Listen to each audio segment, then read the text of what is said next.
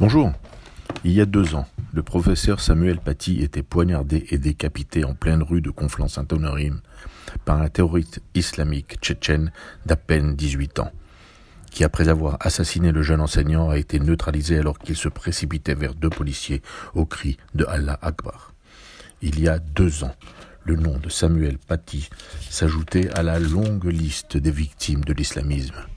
Son crime, avoir osé montrer les caricatures de Mahomet lors d'un cours sur la tolérance. Après Charlie Hebdo, le Bataclan, l'Hypercacher et d'autres actes terroristes islamiques, l'idéologie mortifère diffusée par les islamistes poursuivait son invasion tentaculaire.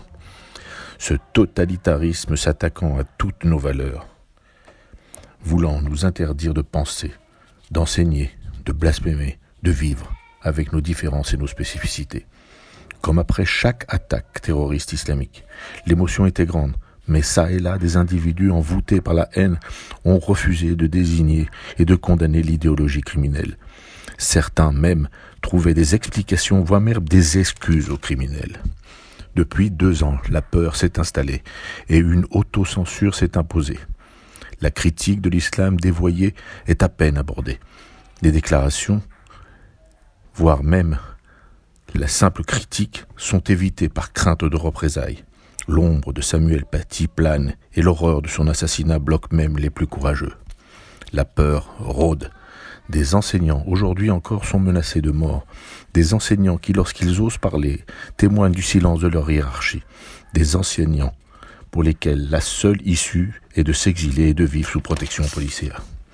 2 ans après la décapitation de Samuel Paty, l'indignation se fait discrète et les commémorations symboliques, voire simplement politiques. 2 ans seulement après ce drame, où en est la lutte contre l'islamisme? Où en est la défense de notre République qui se doit de protéger tous ses enfants en leur assurant la liberté de penser, tout en garantissant à chacun le droit de croire ou de ne pas croire? Où en est la laïcité qui est aujourd'hui bafouée ou utilisée par certains à des fins électorales?